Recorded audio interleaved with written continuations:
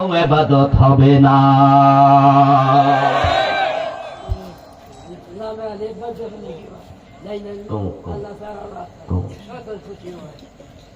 আমার প্রিয় ভাইয়েরা, এখন আপনি যখন কালেমা পড়বেন, যেটা হুজুর স্মরণ করে দিলেন, কালেমা পড়তে যাইও তো আমরা সুন্নাহর বাইরে চলে গেলাম। সেটা হলো কালেমা যখন পড়তে হবে রাসূলুল্লাহর শিখানো নীতিতে পড়তে হবে। রাসূলুল্লাহ পড়েছেন কালেমা লা ইলাহা ইল্লাল্লাহ। এখন লায়ের মাঝে টান মারে না, নাটাই না পড়ে এমন লোক আছে। লা ইলাহা ইল্লাল্লাহ, লা ইলাহা আস্তাগফিরুল্লাহ। যদি আপনি লার মাঝে টান না দেন, তাহলে লামটা হবে লামে তাকিদ। আর যদি লার মাঝে টান দেন, তখন হবে এটা নফির লাম, লায়ে নফি জিন্স। দুটা ভিন্ন জিনিস, অর্থের মাঝে পরিবর্তন হয়ে যাবে আকাশ পাতাল। অর্থ 180 ডিগ্রি উল্টে যাবে। বুঝার জন্য একটু আরো কাছে আসি। কিছু কিছু জায়গায় দেখবেন সামান্য একটু দাড়ি কমা আক্ষর হইলে পেঁচ লেগে যায়, লাগেনি? লেখা আছে এখানে প্রস্রাব করিবেন না, কমা করিলে 50 টাকা জরিমানা। এখন যদি আপনি কমাটার একটু সামনে দিয়া দেন, এখানে প্রস্রাব করিবেন না, করিলে 50 টাকা, তাহলে তো এলাকা প্রস্রাবে বাইসা যাবে। কি ঠিক নেই? ঠিক নেই। শুধুমাত্র আপনি একটু কমাটার একটু আক্ষর করছেন। আর কথা ছিল এখানে প্রস্রাব করিবেন না, তা আপনি এটা আগে দেন, তাহলে প্রস্রাব এখানে করিবেন না, করিলে এলাকার যারা আছে হাইটা যাবো, তারা ভাবতো যে আবার না করলে কোন বিপদে পড়ি, কইরাই দেখতে। লা ইলাহা, কোন ইলাহ নাই, ইল্লাল্লাহ, শুধু একজন, তিনি কে? আর যদি লাম আপনি না টান দেন, তাহলে অর্থ দাঁড়াবে আল্লাহ ছাড়া আরো ইলাহ আছে। শরীয়তের বাহিরে যাবেন না। রাসূলুল্লাহ সাল্লাল্লাহু আলাইহি ওয়াসাল্লাম যা করেননি আমরা তা করব না, রাসূল যা ছাড়েননি আমরা তা ছাড়ব না। দিস ইজ ইসলাম। প্রিয় নবী আদিষ্ট হলেন, ও নবী, যা আমি ওহী পাঠাই প্রচার করুন। আল্লাহর আদেশ পালন করতে গিয়া রাসূলুল্লাহ সাল্লাল্লাহু আলাইহি ওয়াসাল্লাম ওহীতে যা আছে সব বলেছেন। ওহীর একটা মেসেজও রাসূল গোপন করেন নাই। প্রিয় নবীজি সব মেসেজ আমাদেরকে জানিয়ে দিচ্ছে। যদি রাসূলুল্লাহ ওহী গোপন করতেন, কোন কোন মুফাসসির বলেন তিনি সূরা লাহাব গোপন করতেন। কারণ সূরা লাহাবের মাঝে উনার আপন চাচার বদনামি আছে। আবু লাহাব রাসূলুল্লাহ সম্পর্কে কি লাগতো? কেমন চাচা? দূরের, একবারে দাদার ছেলে, সৎ চাচাও না, আপন চাচা আবু লাহাব। ওই আবু লাহাবকে সূরা লাহাবের মাঝে আল্লাহ তাআলা লানত করেছে, বদদুয়া দিয়েছে, গজবের কথা বলেছে। তাব্বাত ইয়াদা আবি লাহাবিন ওয়া তাব্বা, আবু লাহাব তোর 2 হাত ধ্বংস হোক, তুই ধ্বংস হ। এই সূরা তো তখনই মক্কায় নাজিল হলো যখন যেদিন আবু লাহাব রাসূলুল্লাহকে পাথর মেরেছিল। নবুয়তের প্রথম 3 বছর বিশ্বনবী গোপনে দ্বীনের দাওয়াত দিলেন। 3 বছর যাওয়ার পর আল্লাহ তাআলা বললেন, এবার একটু প্রকাশ্যে শুরু করুন, গোপনে আর নয়। ওয়া আনযির আশীরাতাকাল আকরাবিন। ও প্রিয় নবী, আপনারা আপনজন আবু লাহাব, আবু জাহেল, আবু সুফিয়ান, আপনার আত্মীয় স্বজন, এবার তাদেরকে জাহান্নামের ভয় প্রদর্শন করুন, কালেমার দাওয়াত দেন। আদিষ্ট হওয়ার পরে প্রিয় নবীজি সাফা পাহাড়ে উঠলেন, লোকদেরকে জড়ো করলেন, দেখে তাদেরকে বললেন, কুলু লা ইলাহা ইল্লাল্লাহ তুফলিহু। তোমরা সবাই মিলে যদি সফল হতে চাও, তাহলে কালেমাটা পড়ো, সফল হয়ে যাবে। বলে দাও আল্লাহ ছাড়া কোনো ইলাহ নেই। আবু লাহাব মনে মনে ভাবে, আল্লাহ ছাড়া যদি ইলাহ না থাকে তাহলে লাতের কি হবে, মানাতের কি হবে, হুবলের কি হবে, উজ্জার কি হবে, ইয়াসাফের কি হবে, নাইলার কি হবে। রাসূলুল্লাহ দাদা আব্দুল মুত্তালিবের নেতৃত্বে কাবার ভিতরে বাহিরে 360টা মূর্তিরে আমরা তো খোদা বলি, তাদের কি হবে। এজন্য সে একটা পাথর হাতে নিয়া প্রিয় নবীর দিকে তাকায়া তাব্বান লাকা ইয়া মুহাম্মাদু আলিহাদা জামাতানা বলে পাথর মেরেছে। মুহাম্মদ তুমি ধ্বংস হও, এজন্য আমাদেরকে ডেকেছো নাকি? নাউজুবিল্লাহ পড়বেন না?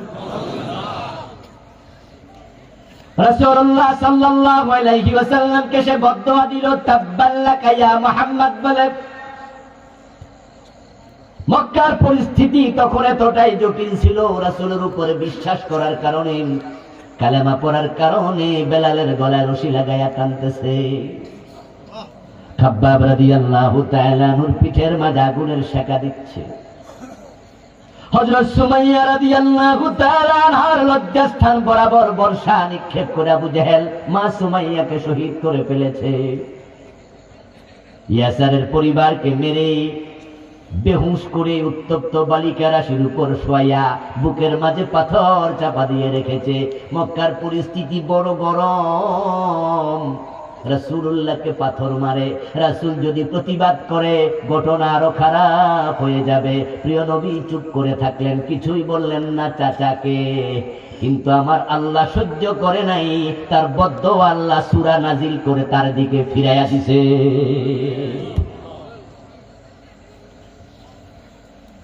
আমার আল্লাহ সাথে সাথে নাজিল করে দিলেন, তাব্বাত ইয়াদা আবি লাহাব ওয়া তাব্বা। আমার নবী ধ্বংস হবে না, আবু লাহাব তুই ধ্বংস হ, তোর বদদুয়া তোর দিকে ফিরাই দিলাম। মা আগনা আনহু মালুহু ওয়া মা কাসাব। তোকে তোর সম্পদ বাঁচাতে পারবে না,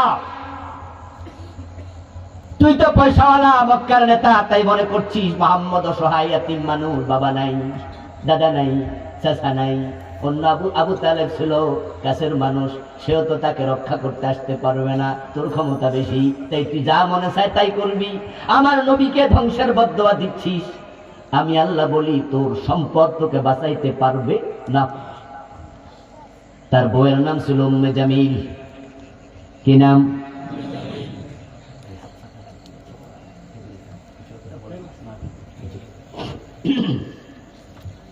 উম্মে জামিল রাসূলুল্লাহ চাচি। আমাদের দেশে আমরা আমাদের খালাকে, আমাদের চাচিকে অনেকটা আমরা মায়ের চোখেই, কথা কয় না রে, আমরা মায়ের চোখে দেখি না। কথা কিছু আপনারা কইলেন, ঠেলা বুঝছে না কোন দিকে যাইতেছে, হেঁটেও না করলে তো সুন্দর লাগে। আমরা আমাদের দেশে আমাদের কালচারে, আমাদের দেশীয় কালচারে আমরা চাচিকে চাচি আম্মা বলি। আমি জানি না আপনাদের কিশোরগঞ্জে বলে কিনা, বলেনি কিছু জায়গায়। খালাকে কি কয়? খালাম্মা। চাচিকে বলে, যদিও শরীয়তে চাচি এবং জেঠি মানে হলো বাবার বড় ভাই যদি হয় আমরা জ্যাঠা বলি। আপনারা কি করেন? জ্যাঠা, বড় চাচা নাকি? বড় চাচা আমাদের কুমিল্লা অঞ্চলে বলি জ্যাঠা। তো আমরা বড় চাচা তথা জ্যাঠার বউকে আমরা মা বলি, মা, বড় মা, বড় মা। চাচিরে চাচিয়া অথবা ছোট মা। ওদেরকে যদিও পর্দা করা ফরজ, জেঠির সাথে চাচির সাথে পর্দা করতে হবে, কিন্তু আমাদের দেশের কালচারে আমরা মায়ের চোখে দেখে আসছি। আর উম্মু জামিল নামে রাসূলের চাচি এত জালেমা ছিল, এত শয়তান বদমাশ ছিল, যে মহিলা একটা কাষ্ঠখণ্ড কাঁধে নিয়ে ঘাড়ে নিয়ে বয়ে বেড়াতো। আর মহিলা বলতো, আব্দুল্লাহর বেটা মুহাম্মদ সাল্লাল্লাহু আলাইহি ওয়াসাল্লাম যদি আমার সামনে কোনোদিন আমাদের দেবতার বিরুদ্ধে কোনো কথা বলে, এই লাকড়ি আমি তার মাথায় মারব। নাউযুবিল্লাহ বলবেন না ভাইরা? ওই উম্মু জামিল নামক নারী, সে কাদের মাঝে লাকড়ির খণ্ড নিয়ে বয়ে বেড়াতো। আল্লাহ তাআলা তাই বললেন, ওয়ামরাতুহু হাম্মালাতাল হাতাব। আবু লাহাব একাই ধ্বংস হবে না, একাই জাহান্নামে ঢুকবে না, তার বউ সুদ্ধা। হাম্মালাতুল হাতাব, যে নারী কাদের মাঝে লাকড়ি বহন করে, কাষ্ঠখণ্ড বহন করে, ওই মহিলা সুদ্ধা জাহান্নামে ঢুকবে।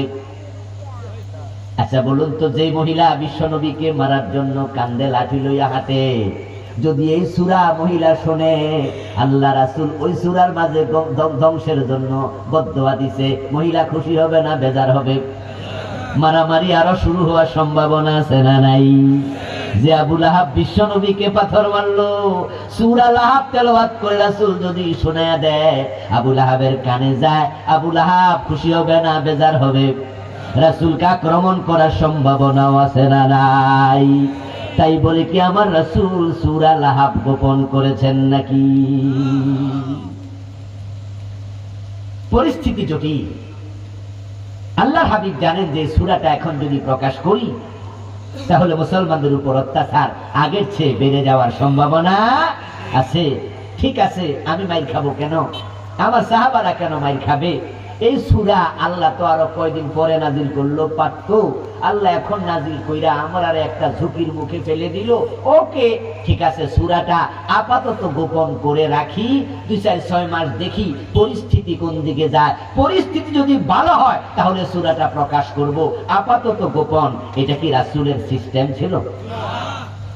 উনার আইডিওলজি কি এটা ছিল? উনার চরিত্র কি এমন ছিল? কিন্তু আমাদের কি হলো? আমাদের কি হলো? আমরা কত অন্যায় দেখি, কত অসঙ্গতি দেখি, কত জুলুম দেখি, কত জালেম দেখি। আমরা হক কথা বলি না, চুপ করে থাকি। বললেনি আবার আমার ইমামতিটা চলে যায়, এজন্য ইমাম হক কথা বলে না। বললেনি আবার পীরালি চলে যায়, মুরিদ কমে যায়, পীর হক কথা বলে না। বললেনি আবার দাওয়াত কমে যায়, বক্তা হক কথা বলে না। বললেনি আবার মামলা খাওয়া লাগে, মুসল্লি হক কথা বলে না। আবার উল্টা হুজুরদেরকে কয়, হুজুর আপনি যেমনে কোন উপায় কিন্তু নাই, সামনে কিন্তু ধরে লাগবো, এজন্য হুজুর দয়া করে একটু চুপ থাকেন। তাহলে বলবো না, বইয়েন আল্লাহ যদি সময়। জুমার দিন খতিব সাহেবের একটু কড়া বক্তৃতা শুই না, হিতাকাঙ্ক্ষী মুসল্লি এ জাতীয় পরামর্শ দেয়, আমাদেরকেও দেয়। নামাজ শেষে যায় না, বসে আছে, হুজুর আপনার লোকের কথা আছে। তো বলেন কি কথা? বলে আজকে যে ওয়াজ করছেন হুজুর, তো কি ভুল কিছু কইছি? না, ভুল কোন নাই, কথা ঠিক আছে। তো সমস্যা কি? সমস্যা আছে, দেখছেন না অমুকরে ধরে নিছে, তমুকরে জেলে দিছে, অমুকের জন্য এটা। হুজুর আপনারা তো আমরা ভালোবাসি, মায়া করি, কোন দিন কেটা ধরে নিয়ে এ দুঃখে কইতাছি হুজুর। তো কি কন? তো হুজুর আপাতত সুখ, আল্লাহ সময় দিলে কই। হিকমতের দোহাই দিয়ে হক কথা বলে না, অথচ সাকিতু আনিল হাক্কি শায়তানুন আখরাস। যারা হক কথা বলবে না, চুপ করে থাকবে, ওই মানুষগুলো বোবা শয়তান হয়ে যায়। এখন সমাজে বোবা শয়তানের সংখ্যা কম না বেশি?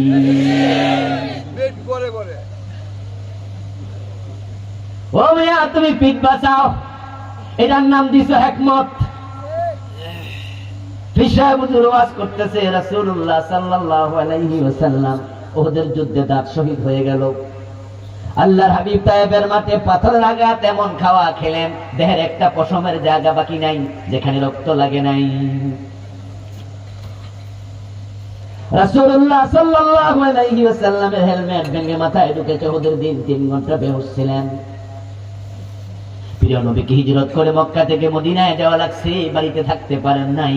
কাফেররা ঘোষণা করেছে মুহাম্মদকে জীবিত অথবা মৃত, অথবা মুহাম্মাদুর রাসূলুল্লাহ সাল্লাল্লাহু আলাইহি সাল্লামের কল্যাণতে পারলে 100 লাখ পুরস্কার দেয়া হবে। লোকেরা শুনতেছে আর কাঁদতেছে, আমার নবীর দাঁত নাই, আমার নবী রক্তাক্ত। পিসায় বুজুরও কান্দে, শ্রোতা মুসল্লিও কান্দে, মুরিদরাও কান্দে। হঠাৎ করে একজন মুরিদ মাঝখান দিয়া খারাইলো, খারাইয়া কই, হুজুর আমার একটু কথা আছে। পিসায় বুজুর কই, আপনার আবার কি কথা? ওয়াজের মাঝখানে বলতে হবে কেন? কই না হুজুর, এমনই কোন একটু কথা, সুযোগ দেন বলার, প্রশ্ন করি জবাব দেন। কি প্রশ্ন? আমি তো আপনার দাদা ফিরের মুরিদ ছিলাম, এই ওয়াজ উনার থেকেও শুনছি, কত কান্দা কানছি। রাসূলের দাঁত নাই, ভেঙ্গে দেয় কাফেররা, কিন্তু আপনার দাদার একটা দাঁতও কেউ ভাঙে নাই, কারণটা কি? আপনার দাদা গেল 32 দাঁত লইয়া মইরা, তারপর আপনার বাবা গদ্দিনী শিল্পীর হলেন, উনি এই ওয়াজ আমাদেরকে শোনাইছে, আমরা কানছি। আপনার বাবার দাঁতও কেউ ভাঙে নাই, উনিও দাঁত লইয়া মরছে, এখন একই ওয়াজ আপনি করেন, আপনার 32 দাঁত দেখা যায়। আমি তো বুড়া মানুষ, কোন দিন মরে যায়, এই মাইর খাওয়ার সুন্নাহটা কবে পালন হবে জানি না। কেউ তো আমরারে মারে না, আপনারও মারে না, কারণটা কি? পীর সাহেব কই বুড়া মিয়া বইও, আমরা হেকমতে চলি। আমরা মানবে কেন? আমরা হেকমতে চলি। আসলেও কিন্তু বাংলাদেশে যারা হেকমত বোঝে নিজের মতো কইরা তারা মাইর খায় না, কারণ তারা ওয়াজ করার সময় বোঝে এমন ওয়াজ করবো জালেমের যেন গায়ে না লাগে। মদ খেও না, মদ খেও না এই ওয়াজ করবে, কিন্তু মদ খেলে 80 বেত লাগানোর আইন বানাইতে হবে, এই ওয়াজটা করে না। এখন মদ খেও না, মদ খেও না এই ওয়াজ যখন করে, তখন এলাকার মদখোর নেতা উনিও পাশে সিটে বসে আছে। হুজুর বেটা মনে মনে কয়, হুজুরের কথা কজনে শুনবে? যারা মাহফিলে আইছে তারা তো এমনি মদ খায় না, ওয়াজ আরো বেশি করুক, আমার ব্যবসায় কোনো লস নাই। এই যে আজকের ওয়াজে আপনারা হাজার হাজার মানুষ, এখানে মদখোরের পার্সেন্টেজ কত? 0 হবে ইনশাআল্লাহ। যদি 1-2 জন থাকে পার্সেন্টেজ আসবে না। মদের বিরুদ্ধে আমি এখানে ওয়াজ করলে লাভটা কি হবে? কারণ আপনারা তো মদ খানে নাম, জ্বর উঠছে যার কম্বল দরকার তার। যারা মদ খায় তাদের কাছে ওয়াজ দরকার, তারা তো আসে না। এরপরে এবার বলছি, যদি ওয়াজ করলে মাদক বন্ধ হয়ে যেত, প্রিয় নবীর মতো বড় ওয়াইজিন দুনিয়া থেকে আছে। আল্লাহ বলতো, হে নবী, যারা মদ খায় ধরে ধরে 10 মিনিট ওয়াজ করে দেন, কিন্তু আল্লাহ রাসূলকে জানাইছে চলবে না। সূরা শুনে না ধর্মের কাহিনী, মদ পান করলে 80 বেত লাগাতে হবে। 80 বেত লাগানো শুরু করো, মদ ভুলে ঠান্ডা পানি খাবে, ফেলার নাম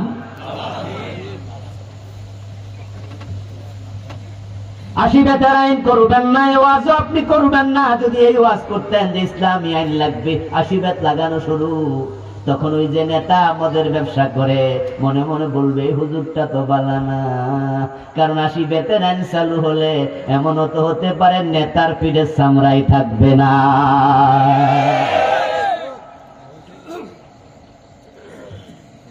ও প্রিয় ভাইয়েরা, আপনারা চোর ধরে হাত কাটলে আইনের কথা বলে না, অন্যায় দেখলে প্রয়োজনে জেহাদ করা লাগবে, জেহাদের কথা বলে না। হাজার হাজার বক্তা পাবেন, হাজার হাজার পীর পাবেন, হাজার হাজার মুরিদ পাবেন, হাজার হাজার নামাজি দাড়িওয়ালা টুপিওয়ালা পাবেন, জেহাদের কথা তো বলেই না। আমরা যারা বলি আমাদেরকে সহ্য করে না, জেহাদের কথা শুনলে চেহারা কালো হয়ে যায়, চান্স পাইলে মাঝে মাঝে মৌলবাদী গালিও দিয়া দেয়। অথচ আপনাদের কাছে জানতে চাই, জিহাদের কথা কোরআনে আছে না নাই?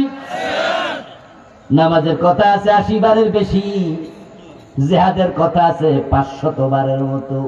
ডিরেক্ট ইনডিরেক্ট জিহাদের আয়াত, ইনডিরেক্ট ইনডিরেক্ট জিহাদের আয়াত 500।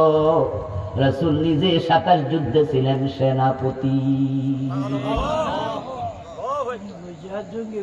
জিহাদকে জঙ্গিবাদ বলে, অথচ জেহাদের সাথে জঙ্গিবাদের কোন সম্পর্ক নাই। জেহাদের কথা তো বলেই না, উল্টা আমরা যারা বলি খোঁচাইয়া দেয়। কদিন আগে এক হুজুরের ওয়াজ শুনলাম ফেসবুকে, আল্লাহ ওনাকে মাফ করুক, ক্ষমা করুক। উনি বলতেছে, রাসূলুল্লাহর জীবনের 63 বছর, নবুয়তের জীবন হলো 23 বছর, মক্কায় 13, মদিনায় 10। তো মক্কায় রাসূল ছিলেন 53 বছর, মদিনার 10 বছর সহ 63 বছর। ওই 53 বছরে রাসূলুল্লাহর সময় জ্বালাও পোড়াও ছিল না, মারামারি কিলাকিলি ছিল না। মদিনা যাওয়ার পরে জিহাদ হয়েছে। আচ্ছা, রাসূল কি জ্বালাও পোড়া করছে মদিনা যায়? কি শব্দ, কি শব্দ! এরপরে আবার বলতেছে, রাসূলুল্লাহ 53 বছর জীবনে জিহাদ নাই, মারামারি নাই, জ্বালাও পোড়াও নাই।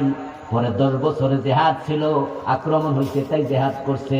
এখন তোমরা 10 বছর লইয়া লাফাও, 53 বছরের খবর কি? ওই 53 বছর শুধু মাইর খাইছে, হাতে ধরছে, পায়ে ধরছে, কোলে নিছে। তাহলে আলটিমেটলি আমরা যে 10 বছর জিহাদের কথা বলি, এটাকেও তিনি আঙ্গুল দিয়া দিছে, ঠিক না? আমাদের বিরুদ্ধে উনি খোঁচাইয়া দিল। এলমের বড় ঘাটতি, এলমের বড় অভাব। মনে রাখবেন, রাসূলুল্লাহ জীবনের আমল শেষটা যেটা, এটাই হচ্ছে কার্যকর, এটাই হচ্ছে আসল। আগের গুলা মানসুখ হয়ে যায়। রাসূল মাইর খেয়েছে, ধৈর্য ধরছে, সব ঠিক আছে, কিন্তু জিহাদের আয়াত নাজিল হওয়ার পর থেকে তিনি শুধু ধৈর্য ধরেন নাই, তিনি আবার তলোয়ারও হাতে।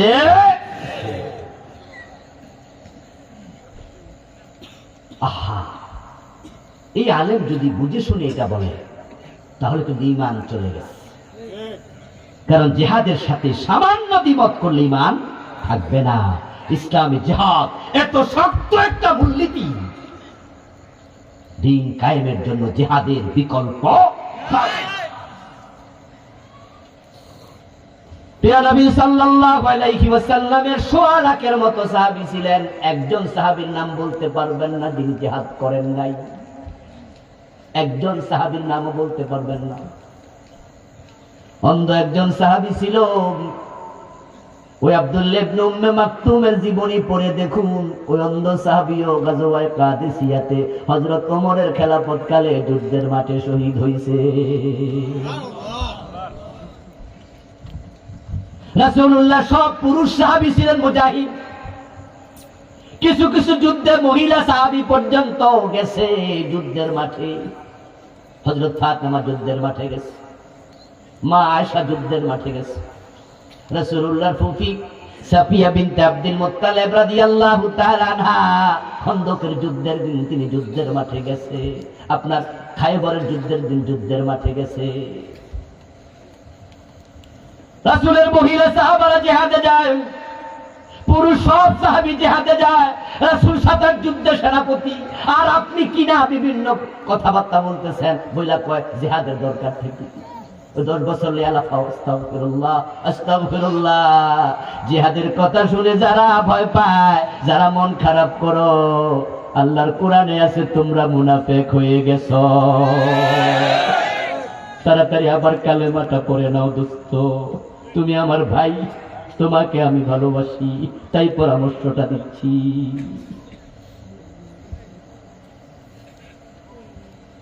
কিছু কথা আছে যেগুলো ওপেন বলতে হবে, কিছু কথা আছে যেগুলো গোপনে বলতে হবে। আপনি পার্সোনাল কোন অন্যায় করেন তখন পরামর্শ দিতে হবে পার্সোনালি। যখন প্রকাশ্যে অন্যায় করেন পরামর্শ প্রকাশ্যে দিতে হবে। আমি আপনার সাথে মাহফিলে কোন অন্যায় করে ঘরে যাইয়া বউর কাছে মাপ চাইলে কমিব, এটা প্রকাশ্যে চাইতে হবে। হাজার লোকের কাছে মেসেজ চলে গেছে, মানুষ ভুল বুঝেছে, মনে করছে জিহাদের কোনো দরকার নাই, অথচ জিহাদ ইসলামের এমন এক বিধান যেটা কিয়ামত পর্যন্ত চালু থাকবে। লা ইউবতিলুহু জাওরু জাইরিন ওয়ালা আদলু আদিলিন, আল জিহাদু মাযিন ইলা ইয়াউমিল কিয়ামা। রাসূল বলেছে কিয়ামত পর্যন্ত জিহাদ জারি থাকবে। কোন জালেম যোদ্ধা, জালেম প্রেসিডেন্ট জিহাদ বন্ধ করতে পারবে না, কোন ন্যায় বিচারক শাসক জিহাদ বন্ধ করতে পারবে না। জিহাদ চলমান থাকবেই। জিহাদ এমন এক ইবাদত যেটা ফরজের নিচে নামে না, হয়তো ফরজে আইন, না হয় ফরজে কিফায়া। নামাজ ফরজ হয়, নামাজ নফল হয়। রোজা ফরজ হয়, রোজা নফল হয়। হজ ফরজ হয়, হজ নফল হয়। দান সাদাকা ফরজ হয়, এটা নফল হয়। কিন্তু জিহাদ কখনো নফল সুন্নত ওয়াজিব হয় না, জিহাদ ফরজের নিচেই নামে না। জোহরের নামাজ পড়া কি নফল না ফরজ? সবাই বলুন একটু দয়া করে। তাহাজ্জুদের নামাজ কি ফরজ না নফল? তাহলে নামাজ ফরজও হয়, নামাজ নফলও হয়। রমাদানের রোজা রাখা কি? সবাই বলুন। মুহররমের 10 তারিখ রোজা রাখা কি? নফল। তাহলে রোজা ফরজও হয়, রোজা নফল হয়। যে ব্যক্তি হজ করতে গেছে, তার টাকা নাই, পয়সা নাই, এমনি হজে গেছে, বেটার জন্য হজ ফরজ না নফল? না গেলে গুনাহ হইতো। জীবনে একবার হজ করে ফেলছে, আবার পরের বার গেছে, পরের বার যাওয়া কি ফরজ না নফল? তাহলে একবার ফরজ, পরে হয় নফল। হজ ফরজও আছে, হজ নফলও। আপনার উপর যাকাত আসছে আর এবছর 1 লাখ টাকা, কিন্তু এলাকায় এত ভিক্ষুক, এত ফকির, 1 লাখ দেয়া শেষ, কিন্তু ভিক্ষুকের লাইন শেষ হয় না। এবার পকেট থেকে আরো 20,000 দিলেন, ওইটা কি ফরজ না নফল? তাহলে দান সাদাকা ফরজও হয়, নফলও হয়। কিন্তু কুতিবা আলাইকুমুল কিতাল, আল্লাহ কোরআনে বলে জিহাদ ফরজ করা হয়েছে, এটা ফরজের নিচে কখনো নামবে না।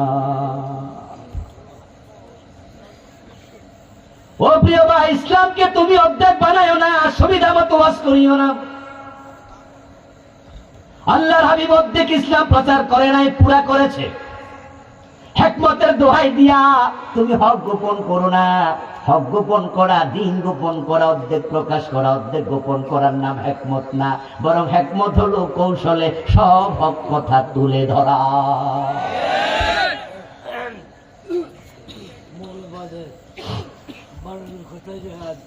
ও প্রিয় ভাই, তবে হ্যাঁ, বাংলাদেশে জিহাদের ভুল ব্যাখ্যা আছে, এমন কিছু লোকও আছে ভুল ব্যাখ্যা দিচ্ছে। শেখ আব্দুর রহমান সাহেব একসাথে 500 জায়গায় বোমা ফুটাইছে, এটার নাম দিছে জিহাদ। বাংলা ভাই মানুষ মাইরা গাছে ঝুলিয়ে রাখছে মরা লাশ, এটার নাম দিছে জিহাদ। সিনেমা হলে বোমা মেরে নিরীহ মানুষ মাইরা ফেলছে, এটার নাম দিছে জিহাদ। আদালতে বোমা মেরে বিচারক হত্যা করেছে, এটার নাম দিছে জিহাদ। আমরা 3.5 লাখ মসজিদের মিম্বার থেকে জুমার দিন ঘোষণা করেছি, এটার সাথে ইসলামের সম্পর্ক নাই, নিরীহ মানুষকে হত্যা করার অনুমতি ইসলাম দেয় নাই, এটার নাম জিহাদ না, বরং ইসলামের জিহাদ হলো অন্যায় যেখানে প্রতিরোধ সেখানে। অন্যায় করব না, অন্যায় সহ্য করা হবে না। প্রতিবাদ শুরু হয়ে যাবে মুখ দিয়া, প্রতিবাদ হবে কলম দিয়ে লিখে, প্রয়োজনে তলোয়ারও হাতে নিতে হবে।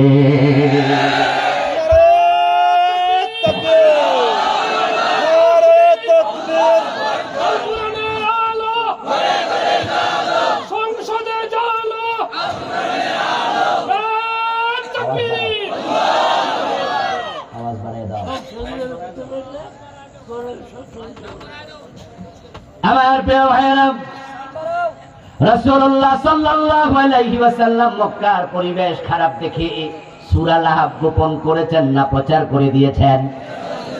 এতে বোঝা যায় পরিস্থিতি খারাপ দেখে দ্বীনের কথা গোপন করা যাবে না, বলতে হবে। আল্লাহর হাবিব সাল্লাল্লাহু আলাইহি ওয়াসাল্লাম সব বলে দিলেন। এখন রাসূলের দায়িত্ব আমরা আলেম ওলামারা পালন করছি। এই জমিনে নবী রাসূল কি আর আসবে? ইমানের প্রশ্ন কিন্তু জবাব দিয়েন। নবী আসার কোন সম্ভাবনা আছে? গোলাম আহমদ কাদিয়ান নবী নাকি? যারা তাকে নবী মানে তারা বেঈমান হয়ে গেছে। কারণ প্রিয় নবীজি মুহাম্মদ হলেন শেষ নবী, তারপরে আর কোন নবী নাই। তো নবী রাসূল তো আর আসবে না। এখন রাসূলের রেখে যাওয়া কোরআন আর রেখে যাওয়া হাদিস এগুলো প্রচার করবে আলেমরা, তাই তো তারা ওয়ারাসাতুল আম্বিয়া। এখন আপনি নিজেকে যদি ওয়ারাসাতুল আম্বিয়া ওয়ারিসে নবী মনে করেন, তাহলে অধিকার ইসলাম প্রচার করার অধিকার আপনারে দিল কে?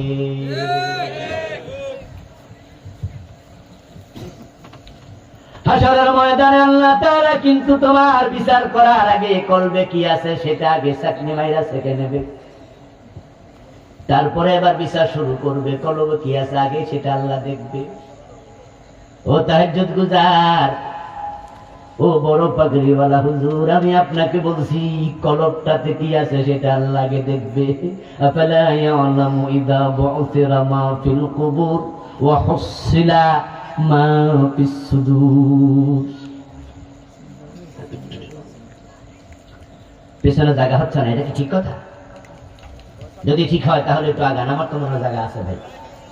কিছু লোক আছে শখে খারাইতে, যেমন এই যে আমি খারাইছে বিয়ারা শখে অনেক আগ থেকে এমনি খারাই। এরা সিদ্ধান্ত নিয়েছে, বাড়িতে বউ কয়ে দিয়েছে যে আনে যাইবা বইতে পারবা না, এই জন্য বউয়ের আনুগত্য করতেছে।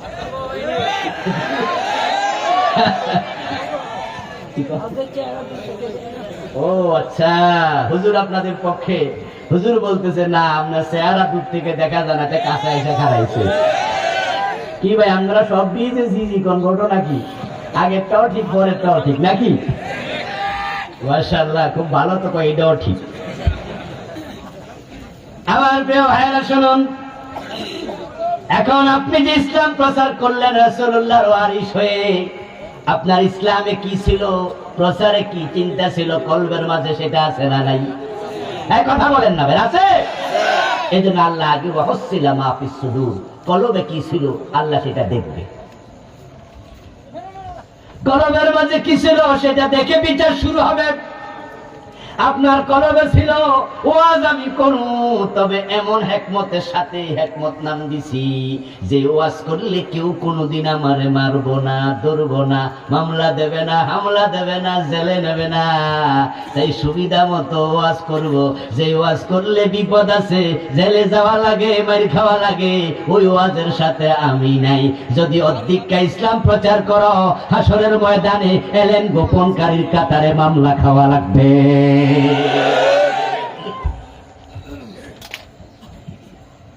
আমাদের দেশের সব আলেম ওলামা, পীর সাহেব, হুজুররা, আমরা খতিবেরা, বক্তারা যদি ইসলাম পুরা প্রচার করতাম, এই দেশটা কোরআনের আইনে অনেক দিন আগ থেকে চলত।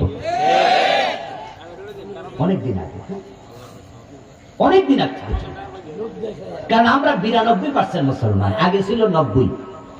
কতদিন আগে যে আদমশুমারি হলো, এটার নাম দিছে গণশুমারি, নাকি? এই গণশুমারির পরে পত্রিকায় এসেছে এখন 2% মুসলমান বাড়ছে। এখন আমরা কয় পার্সেন্ট হলাম?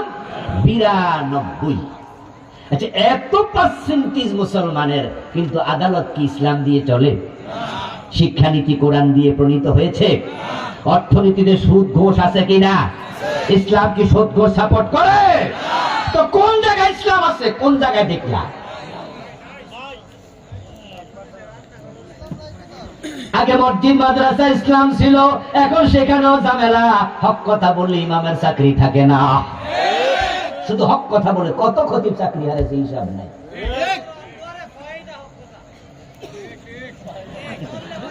হুজুররা দোষ দিয়া লাভ নাই, আপনারা মুসল্লিরাও তো আছেন, কয় হক কথা কয় কে?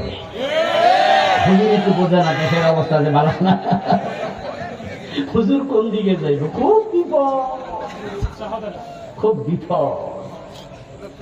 হুজুরদেরকে নিয়ে আছে পাবলিক বিপদে, পাবলিকের নিয়ে আছে হুজুররা বিপদে। কারণ হুজুর ডান পাশে এক মসজিদ আছে, বাম পাশে এক মসজিদ আছে, বাড়ি হলো মাঝখানে। তো দুই মহল্লা দুই মসজিদ হতেই পারে। উনি দুই মসজিদে মাঝে মাঝে যায়, সম্পর্ক দুই হুজুরের সাথে আছে। তাই দাওয়াত দিছে এলাকার সব হুজুরকে, বাড়িতে একটা দোয়ার অনুষ্ঠান হবে। এখন দোয়ার অনুষ্ঠানে হুজুররা আসলো, আইসা একদল তো ইয়া নাবি কইরা খারাই গেল, আরেক দল তো খারামু না, এটা বেদাত বইয়া রয়েছে। কারণ বাড়িওয়ালা চিন্তা করে আমি কোন দলে যাই, কারণ দাওয়াত তো আমি সবাই দিছি। তাই বাড়িওয়ালা অধিকা খারাইয়া রুকুতে গেছে। বইনারা বইয়ে রয়েছে, খারাইনারা খারা রয়েছে, বাড়িওয়ালা রুকুতে আছে। উনি দেখতেছে যে দেই হুজুররা কি করে। তো যারা দাঁড়াইছে তারা বসলো, বসে আবার মুনাজাতে রাখ দিয়া কয়, আচ্ছা আমরা যা করছি করছি, আমনে রুকুতে কেন এটা কর? তখন উনি কয়, খারাইলে করবেন যে ওই বেড়া এই দলের, বইলে করবেন এই বেড়া এই দলের, পরে কেডা কোন বদদোয়া দিয়া দেয়, এই জন্য আমি মাঝামাঝি ছিলাম। তাহলে পাবলিক হুজুর নিয়ে কি আছে? আবার রমজান মাস আসলে পাবলিক লইয়া হুজুর পরে বিপদে। মসজিদে গেলে দেখা যায় কেউ 8 রাকাত, কেউ 20 রাকাত লইয়া মারামারি শুরু করে, ঠিক না?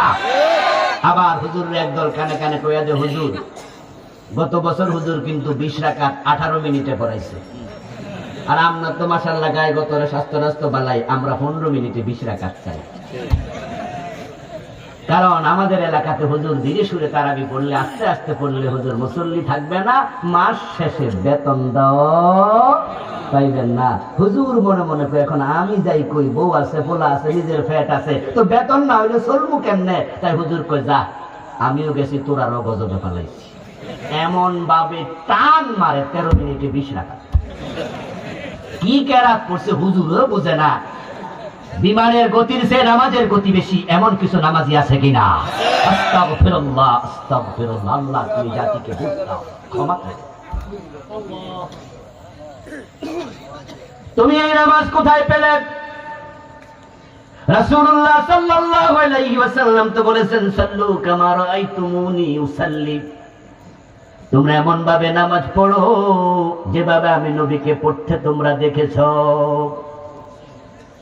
قال النبي صلى الله عليه وسلم أمني جبريل عند البيت مرتين। প্রিয় নবীজি সাল্লাল্লাহু আলাইহি ওয়াসাল্লাম বলেন, নামাজ ফরজ হওয়ার পরে এই কাবার পাশে এসে জিবরিল আমিন 2 দিন 10 ওয়াক্ত নামাজ আমার ইমাম হইয়া তিনি আমারে শিখাইছে।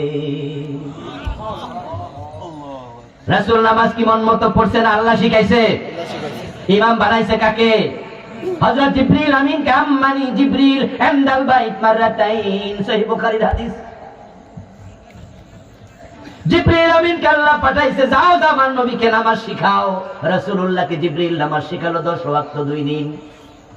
এখন রাসূল এবার বলছে তোমরা আমার থেকে শিখো।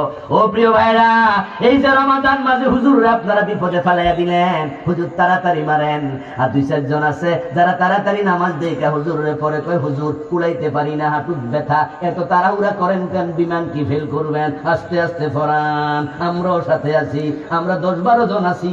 আর হেরা 50 জন কয় হুজুর আমরা হেরার সাথে নাই। হুজুর যাইব কই? কি বিপদ, কি বিপদ!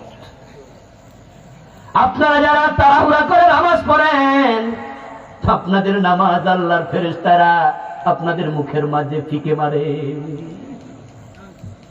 ও দোস্ত, তুমি কি জানো না তুমি কার সামনে খাড়াইছো? قال النبي صلى الله عليه وسلم إذا قام أحدكم في صلاته فإنه يناجي ربه। প্রিয় নবীজি বলছেন, কোন ব্যক্তি যখন নামাজে দাঁড়ায় সে তার রবের সাথে কথা বলতে শুরু করে। বান্দা যখন নামাজে দাঁড়ায় স্বয়ং আল্লাহ তার দিকে তাকায়া থাকে। وقال النبي صلى الله عليه وسلم إذا قال العبد والحمد لله رب العالمين قال الله تعالى حمدني عبدي إذا قال الرحمن الرحيم قال الله تعالى أثنى علي عبدي إذا قال مالك يوم الدين قال تعالى مجدني عبدي। প্রিয় নবী বলেন, সহিহ মুসলিমের হাদিস, বান্দা যখন এক আয়াত পড়ে আল্লাহ তার কথার জবাব দেয় আরশে আজিম থেকে। এই জন্য প্রিয় নবীর সুন্নাহ হলো ইযা ক্বালা আলহামদুলিল্লাহি রাব্বিল আলামিন ওয়া কাফা সুম্মা ক্বালা আর রহমানির রহিম ওয়া কাফা সুম্মা ক্বালা মালিক ইয়াউমিদ্দিন ওয়া কাফা। প্রতি আয়াত পড়ে নবী থামতেন, তারপরে পরের আয়াত পড়তেন। আর আমাদের হুজুর এক নিঃশ্বাসে 7 আয়াত শেষ। তারপরে এবার যারা খতম তারাবি পড়ে তারা তো হাফেজ সাহেবের গতি দেখা বুঝে উঠতে পারে না হুজুর কি কেরাত করে না ভ্রমরের গুঞ্জরনের আওয়াজ করে। শুধু শেষ দিকে জোয়ানে মিল করে টান মানলে মুসল্লি বোঝে রুকুতে যাওয়ার টাইম। এই জন্য লইয়া সইয়া বইয়ে কয়ে কিছু কিছু আছে পোলাবেন বইয়ে থাকে প্রথম রাখাতে কয়ে হুজুর আমরা আগান আমরা বসছি। হুজুর যখন শেষে টান মারে তাড়াতাড়ি লাফ দিয়ে উঠে আল্লাহু আকবার রুকুতে যায়। এরকম নামাজি আছে কিনা? আহা, তুমি কার সামনে দাঁড়াইছো? তুমি কি বোঝনি দোস্ত? আকাশের মালিক তোমার দিকে তাকায় দেখে এই লোকটা আমাকে বুঝলোই না, সে আমার সাথে কথা বলতেছে, আমাকে জবাব দেওয়ার সুযোগ দেয় না। এক নিঃশ্বাসে 7 আয়াত পড়ো। তুমি তো নামাজের মাঝে বলছো ইহদিনাস সিরাতাল মুস্তাকিম। তোমার জীবনের সবচেয়ে বড় চাওয়া, সবচেয়ে বড় পাওয়ার আরাধনা তুমি আল্লাহর কাছে দরখাস্ত করছো, ও আমার রব তুমি আমাকে হেদায়েতের পথ দেখাও। তুমি যা আদব নাই লেহাজ নাই, কেমনে চাওয়া লাগবে সেটাও বোঝো না, তুমি হেদায়েত পাইবাটা কেমনে? আমার প্রিয় ভাইয়ের, আপনাদের এলাকায় যদি আপনাদের চেয়ারম্যান মেম্বার অথবা আপনি নিজে এমপি সাহেবের বাসায় যান, আপনাদের প্রয়োজনে কি আপনারা আপনাদের এলাকার নেতাদের কাছে যান না? আপনি এমপি সাহেবের বাসায় গেলেন, যাওয়ার পর ওনার পিএস কে আপনি বললেন যে এমপি সাহেবের সাথে আমার কিছু জরুরি কথা আছে। উনি অনুমতি নিয়ে দিল। আপনি এমপি সাহেবের সামনে গেলেন, যাই আপনি হাতের ঘড়ির দিকে তাকায় বলতেছেন, এমপি সাহেব আমার হাতে কিন্তু সময় বড় কম, খুব জরুরতে আমি আপনার কাছে এসেছি। আমার এলাকায় কালভার্ট দরকার, ব্রিজ দরকার, স্কুল দরকার, এই দরকার, ওই দরকার। আপনি এক টানে কইতেছেন। এমপি সাহেবকে ওই তোরা ডাকছে কেনাই আছে, বলবে না? বলবে না? তোমার হাতে সময় কম তো তুমি আইছো কেন? তোমার কি আমি ডাকছি? তোমার নিজের প্রয়োজনে যদি নিজে আসো, সময় কম এটা তোমার বলার অধিকার কোথায়? তোমার তো আমি ডাকি নাই। আচ্ছা, আপনি যে নামাজে খাড়াইছেন ইহদিনাস সিরাতাল মুস্তাকিম বলে দরখাস্ত করছেন, আল্লাহ কি আপনাকে ফেরেশতা দিয়া দইরা মসজিদে নিছে? না। আপনি নিজে যায় তাড়াহুড়া করছেন কেন? গেছেন তো আপনি একা, ঠিক না? আবার এমপি সাহেবের সাথে আপনি কি চাইতেছেন নিজে বুঝেন না, এক নিঃশ্বাসে 13টা কইছেন। এমপি হুনলো বুঝলো লেখলো, কোন জায়গা দিয়ে দিব? বরং এমপি সাহেব আপনার মোট দেখে উনি পিএস এর দিকে লক্ষ্য করে বলবে, এর ঘাড়ে ধাক্কাইয়া বাইর করে দাও, ভবিষ্যতে আসলে চৌকাটের ভিতরে আর ঢুকতে দিও না। এবার আপনারা একটু বলুন তো, যারা বোঝেন তারা একটু জবাব দেন, এমপি সাহেবের কাছে গেলে আদৌ কি আমরা এরকম তাড়াহুড়া করি? বরং আমরা ঢুকি, তারপরে উনি যে খালি চেয়ার আছে সামনে বসে আছে, উনি নিজে এক চেয়ারে, পাশে চেয়ার খালি, আমরা হুট করে বসে যাই না, বরং গিয়ে বিনয়ের সাথে ওনার সামনে একটু দাঁড়াই, উনি ইশারা দিয়া কয় বসেন, তখন আমরা চেয়ারের মাঝে এবার বসি, তারপরে এবার উনার দিকে তাকাইয়া থাকি উনি কথা বলার অনুমতি দেয় কিনা। এক পর্যায়ে তিনি এবার বলেন, ভাই কেমন আছেন, বাড়ি কই, ইত্যাদি বলেন, কেন আসছেন। এবার আপনি অত্যন্ত বিনয়ের সাথে বলেন যে স্যার আমার এই এই এই দরখাস্ত নিয়ে আসছি। এবার এমপি সাহেব বলেন, ঠিক আছে দরখাস্তটা রেখে যান, ফিএসকে ইশারা করে ধরো, এটা নোট রাখো, দেখি কতটুকু দিতে পারি, ঠিক না? আর আপনি আকাশের মালিকের সামনে দাঁড়াইয়া আপনি কি করতেছেন? এসব আপনি কি করতেছেন? বেয়াদবি করার জায়গা পান না, আকাশের মালিকের সামনে তাড়াহুড়া কিসে?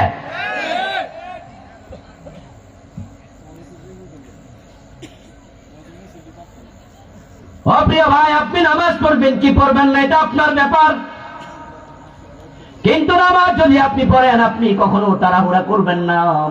আপনার রব আপনাকে বেয়াদব মনে করবে, আপনাকে মনে করবে আমার বান্দা কার সামনে আছে, এই কাণ্ড জ্ঞানটাও তার নাই। এই জন্য প্রিয় নবীজি বলছেন, সল্লু কামা রাআইতুমুনি উসাল্লি, নামাজটা সেভাবে পড়ো যেভাবে আমাকে পড়তে দেখেছ। আল্লাহ বলছেন, ইন্নাস সালাতা তানহা আনিল ফাহশাই ওয়াল মুনকার, তুমি নামাজ যদি পড়ো ঠিকঠাক মতো, নিশ্চয় তোমার নামাজ তোমাকে অন্যায় থেকে ফিরাবে। কিন্তু আমরা দেখি কত নামাজি নামাজও পড়ে সুদেও টাকা লাগায়, তার নামাজ তাকে সুদ থেকে ফিরাতে পারে নাই। তাহলে বোঝা গেল এটা সফল নামাজ না ব্যর্থ নামাজ।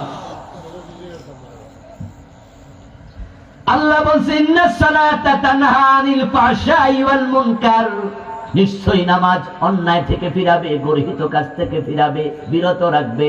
অথচ অফিসে যায় সকাল 10টা বাজে, গোশ খাওয়া শুরু করে, প্রতি সিগনেচারে গোশ খায়, বিকাল 4টা পর্যন্ত বেড়া গোশ খাইতেছে।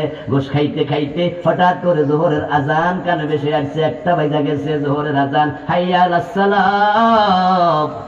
এবার ওই বেটা লড়ে চড়া উঠছে, ওইটা সামনে যে ক্লায়েন্ট বসা আছে, হে কয় ভাই দিলে তাড়াতাড়ি দেন, নামাজে যামু। 5 ওয়াক্ত নামাজ পড়ে ঘুষ না দিলে সাইন করে না, এমন নামাজি অফিসার আছে না? না, ঘুষ থেকে তার নামাজ তাকে ফিরায় নাই, বরং ঘুষের টাকা পকেটে লইয়া বেড়া মসজিদে গেছে গা।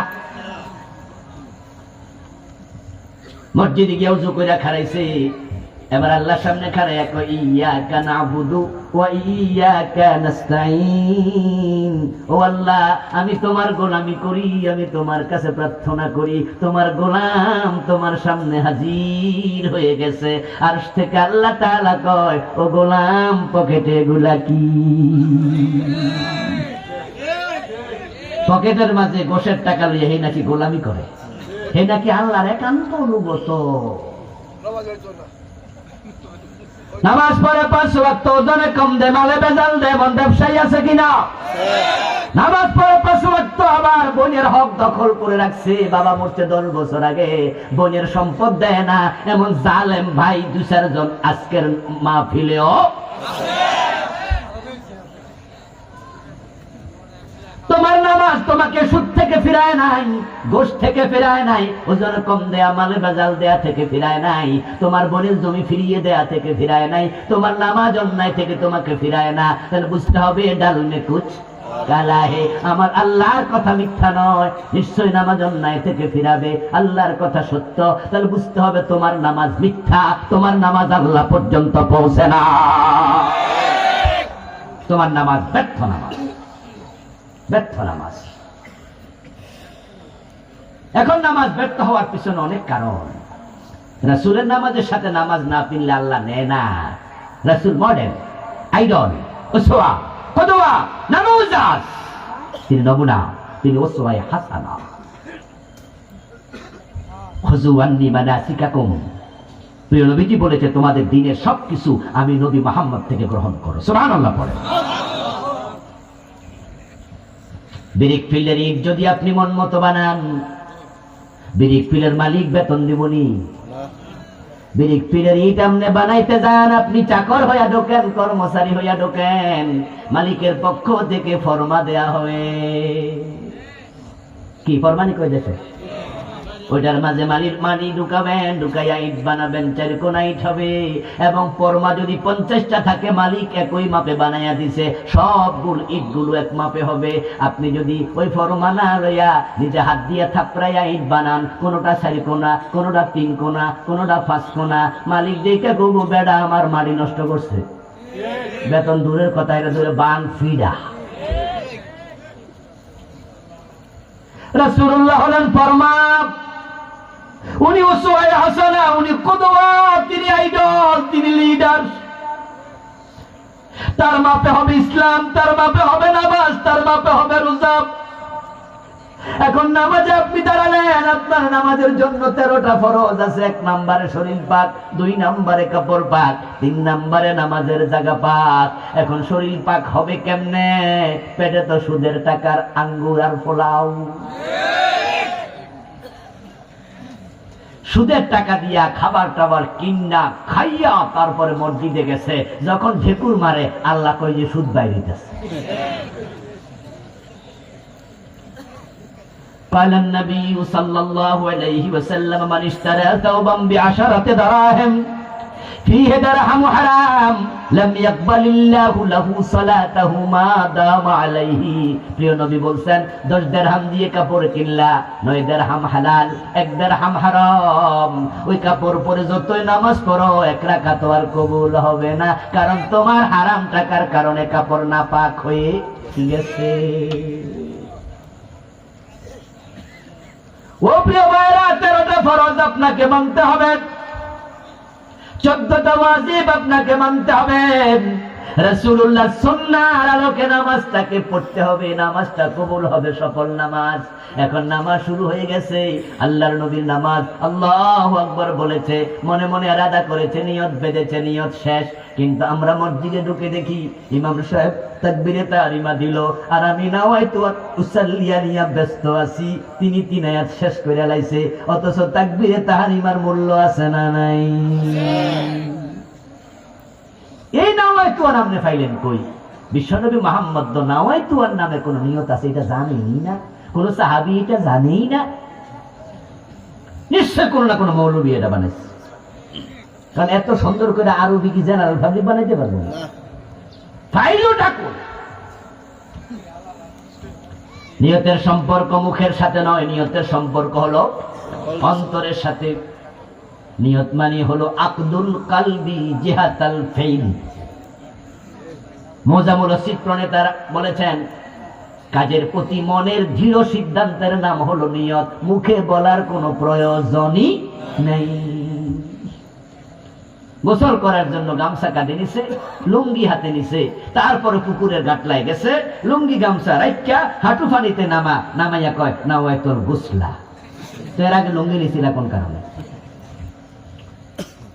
আপনি হাঁটু পানিতে নামা কোন গোসলের নিয়ত করছি, তো গামছা নিছিলেন কোন নিয়ত?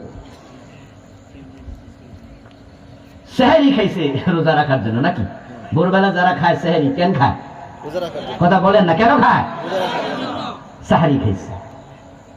সাহারি টাহারি খাইয়া তারপরে ফান টান সিবাইয়া সবকিছু কইরা নাওয়াইতু আসুমা গাদান, কই যে আমি নিয়ত করলাম আগামী দিন রোজা রাখবো, আগামী দিন নাচ গে তো রোজা রাখলেন আজকে, সেহরি খেলে রাখলে আচ্ছা কইলেন যে আগামী দিন, হইল নি কামটা?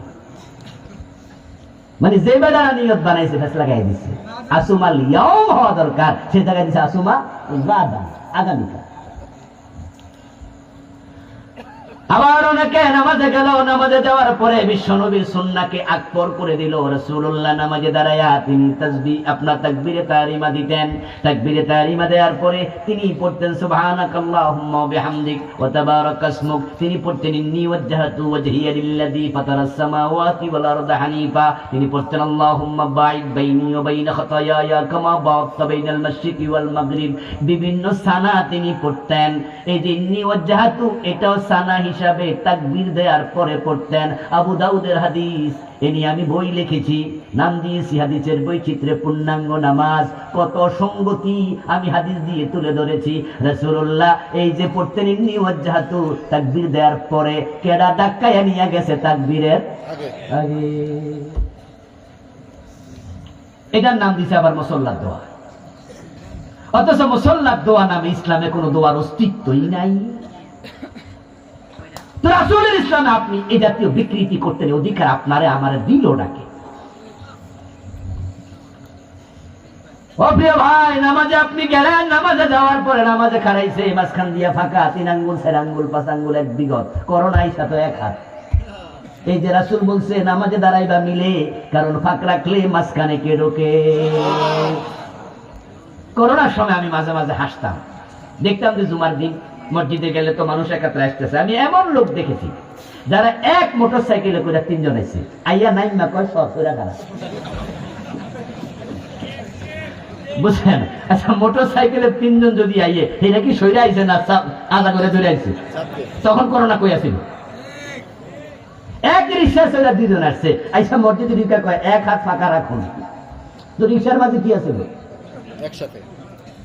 আরে মানুষ, ওই প্রভাবে মানুষ ফাঁকা আরো বেশি রাখা শুরু করেছে। অথচ প্রিয় নবীজি বলেছেন, আমি সামনে যেমন দেখি পিছন থেকে দেখি, তোমাদের ফাঁকা জায়গায় ইবলিস বকরির বাচ্চা সুরত ধরে দাঁড়ায়া যায়। আর ইবলিস যদি দাঁড়ায়, আপনার মন কি আর নামাজে রাখে? ডাকাইয়া তো বাজারে পাঠাই দিব। এর জন্য আমরা আছি মসজিদে, মন আছে কোথায়? বাজারে। এই জাতীয় নামাজ কি আল্লাহ নেবে? আল্লাহ তোমার না মনের খবর জানে? আল্লাহ তো হৃদয়ের দিকে তাকাইয়া দেখছে, বেড়ার মন আমার কাছেই নেই। নামাজের সালাম আপনি ফিরালেন। রাসূলুল্লাহ সাল্লাল্লাহু আলাইহি ওয়াসাল্লাম নামাজের সালাম ফিরিয়া কিছু তাসবিহ পড়তেন, প্রতিনিয়ত পড়তেন। আল্লাহর হাবিব সালাম ফিরে মুসল্লির দিকে ফিরে বসতেন 5 ওয়াক্তেই। আমাদের দেশে ফজরের নামাজ আর আসরের নামাজে বসে, অন্য ওয়াক্তে বসেই না।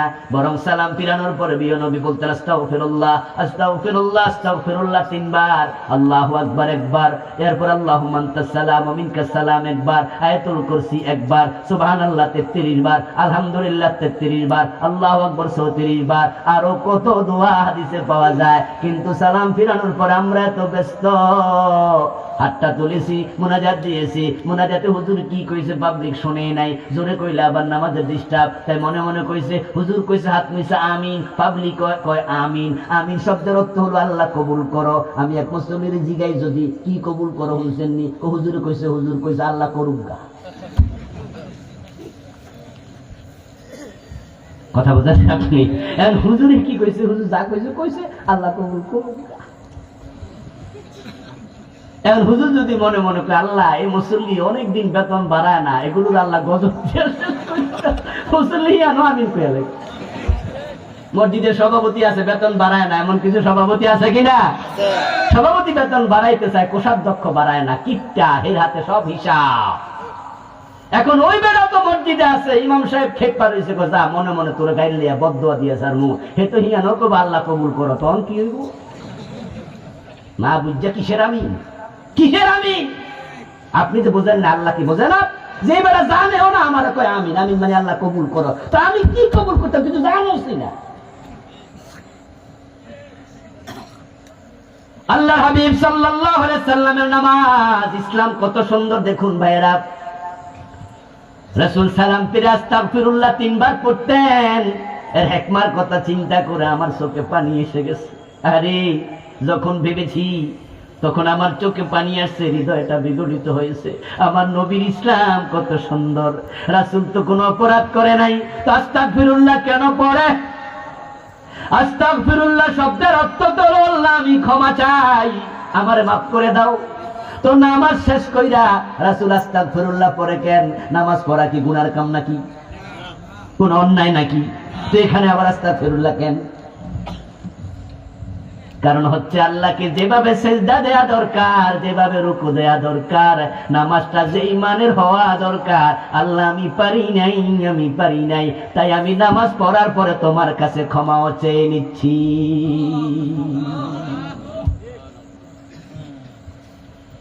কত সুন্দর ইসলাম।